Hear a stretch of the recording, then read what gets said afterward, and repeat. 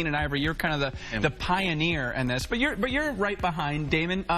When did this comedy bug hit you, and you knew you had to do this for a living? Well, I mean, for me, I knew when I was 8 years old what I wanted to do.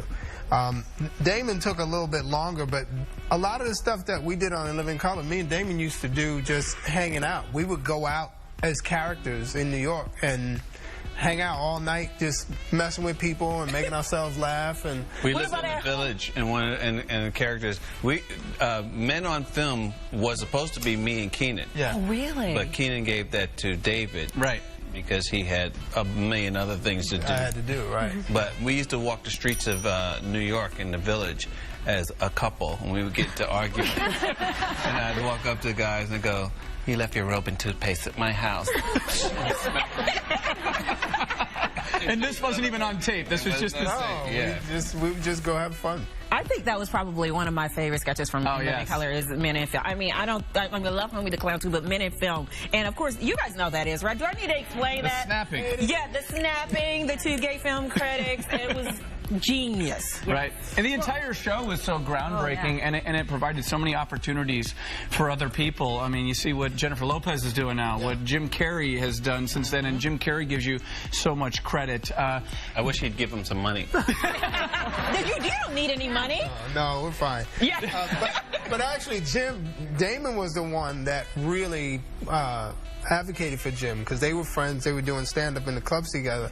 And when I was putting the show together, Damon was like, "You got to see this guy." And we brought him in, and they improv together, and it was just that magic happened right there. So. But what about the one? Oh, I'm sorry. I was going to follow a question. What about the ones you missed, though? What about like Martin Lawrence, right? You took a pass on Martin, Chris Rock. Did you just not think they were funny then? Well, not that they weren't funny. It's just they weren't ready. So, you know, In Living Color was like, there was a lot of steps to getting on the show.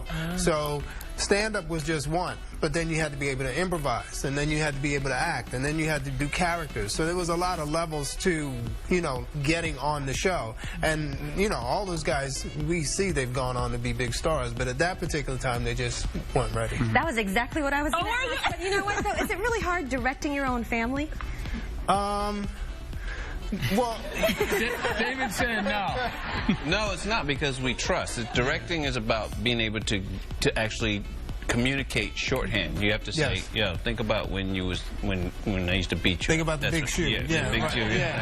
Now go do the scene. And I get it. He creates the right images in my head in an instant. It's true. When we did Little Man, Marlon, that character is 2 different people. So we put Marlon's head on a little guy's body. So Marlon was literally in a chair mimicking the movements, and I would give him directions based on cartoons that we used to watch when we were little. So I would just go, I, and he knew it was the Bugs Bunny when he got hit in the head. And how he was, so there definitely is a shorthand, yeah.